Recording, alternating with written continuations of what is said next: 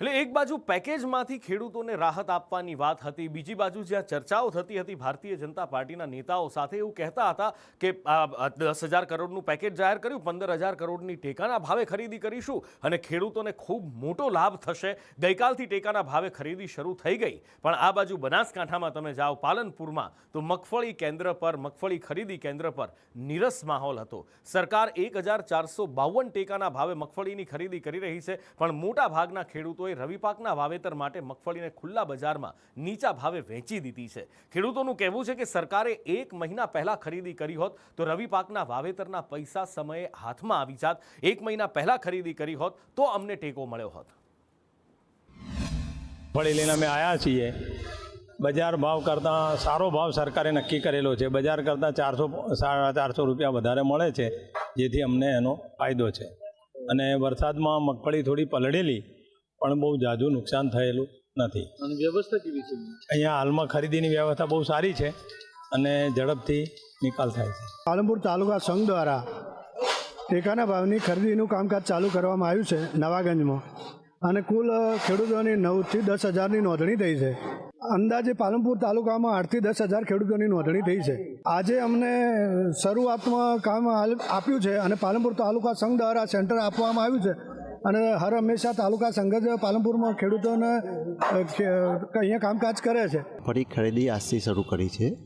ખરેખર સરકારે 1 મહિના પહેલાં કર્યું હોત તો એ પૈસા અમને અમારા અત્યારે રવિ સિઝનનું વાવેતર ચાલુ થઈ ગયું, તેમાં ખાતર, બિયારણ એમાં અમને ઉપયોગ લાગ્યો હોય. ખેડૂતો અમે છીએ, અમે એટલા બધા મજબૂત નહીં પૈસા ટકે કે અત્યારે બિયારણ લાવીને ખરીદી કરી શકીએ, વાવી શકીએ, ખાતર લાવી નાખી શકીએ. આ 1 મહિના પહેલાં કર્યું હોત તો અમે જે 800-900ના ભાવે મગફળી વેચીને એ તમને 1,400ના ભાવે વેચવાની હોત, તો અમારી પાસે 2 પૈસા આવ્યા હોત. એક બાજુ ખેડૂત હેરાન પરેશાન છે ને બીજી બાજુ ખેડૂતના નામ પર રાજકારણ માઝા મૂકી રહ્યું છે. ધારાસભ્ય અનંત પટેલે આક્ષેપ કર્યા હતા કે ખેડૂતોને આ રાહત પેકેજમાંથી કંઈ જ નથી મળ્યું, અને બીજી બાજુ એનો જવાબ સાંસદ ધવલ પટેલે આપ્યો છે. એમનું કહેવું છે કે આ પાક સહાય નુકસાનીમાંથી બહાર લાવવા માટે ખેડૂતોને આ પેકેજ મદદરૂપ થશે. ભાજપ સરકારે ખેડૂતો સાથે મજાકનું પેકેજ તૈયાર કર્યું છે, અને પેકેજને પડીકું કહેવાય તો કહેવામાં કોઈ શરમ પણ નથી. કારણ કે લાખો કરોડો રૂપિયાનું નુકસાન ડાંગરનું હોય, મગફળીનું હોય, શાકભાજીનું હોય, બધા જ ખેડૂતોને થયું છે. અમારા વિસ્તારના ખેડૂતો અથવા કોઈ પણ વિસ્તારના ખેડૂતોને મંજૂર નથી. માત્ર ખેડૂતો સાથે મજાક કરવામાં આવી છે. અહીંના ખેડૂતોની સાથે સાથે અમારી બધાની એક જ માંગ છે કે અમારું દેવું જે છે એ દેવા માફીનું સરકાર જાહેરાત કરે. 10,000 કરોડ જેટલી જંગી રકમ આપણા ખેડૂતો માટે ફાળવ્યું છે. પર હેક્ટર 22,000 રૂપિયા, અને એમાં 2 હેક્ટર લગીને એટલે 44,000 રૂપિયા આપણા ખેડૂતોને મળવાના છે. તો એની સાથે સાથે જે આપણા મુખ્ય પાક છે એમાં પણ MSPના ભાવે ખરીદદારી આપણી ગુજરાત સરકાર 9મી નવેમ્બરથી કરવાની છે. એમાં પણ 15,000 કરોડ રૂપિયાની ખરીદારી આપણી ગુજરાત સરકાર કરવાની છે. એમાં પણ ખેડૂતોને મોટા પાયે એમને રાહત અનુભવે છે. આ બાજુ ડભોઈના ધારાસભ્ય શૈલેષ મહેતા ફરી એકવાર વિવાદમાં ત્યારે આવ્યા જ્યારે એમણે એક કાર્યક્રમમાં કહ્યું કે ભાજપમાં હોય એમને જ વિકાસની ગ્રાન્ટ મળે છે. બસ એમનું આ નિવેદન વાયરલ થયું અને કોંગ્રેસને દોડવા માટે જાણે ઢાળ મળી ગયો.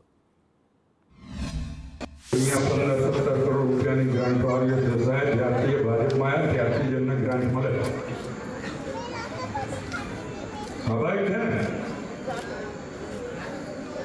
આપણી વિરોધ હોય તો ગ્રાન્ટ કઈને મળે આપીએ. આ વડોદરા શહેરના ભારતીય જનતા પાર્ટીના પૂર્વ પ્રમુખે પણ જાહેર કાર્યક્રમમાં આવું જ એક સ્ટેટમેન્ટ આપેલું. એ સાબિત કરે છે કે ભારતીય જનતા પાર્ટીનું જે સ્લોગન છે સબકા સાથ સબકા વિકાસ, એ માત્ર ને માત્ર ચુનાવી ઘોષણાપત્ર છે. લોકશાહીમાં તાનાશાહીનું કોઈ જગ્યા નથી. એટલે પહેલાં તો ધારાસભ્યશ્રીએ માફી માંગવી જોઈએ. જેવી અત્યારે ખેડૂતોની હાલત છે એવી છેલ્લા ઘણા સમયથી રત્ન કલાકારોની પણ હાલત છે. અમરેલી, ભાવનગર, સૌરાષ્ટ્રના અલગ અલગ જિલ્લા છોડી અને સુરતમાં ગયા કે ત્યાં 2 પાંદડે થઈશું, પણ ત્યાં પણ એવી ફટકાર વાગી કે 2 પાંદડે થવાનું તો ઠીક, 2 ટંકનું ભેગું કરવા માટે પણ ફાંફા પડી ગયા. સરકારે કહ્યું કે અમે સહાય આપીશું, પણ હવે આરોપ એ લાગ્યા છે કે સહાયના ફોર્મ રદ થઈ રહ્યા છે. 26,000 રત્ન કલાકારોના બાળકોના ફોર્મ રદ કરાયાનો આરોપ છે.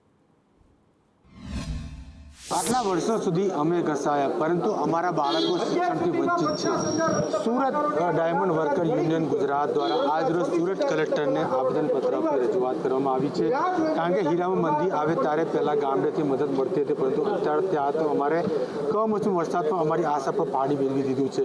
ગુજરાત સરકાર દ્વારા 3 વર્ષની લડત બાદ જે શિક્ષણ રાહત પેકેજ જાહેર કરવામાં આવ્યું હતું, એમાં સુરત ખાતે 74,000 ફોર્મ ભરાયા હતા.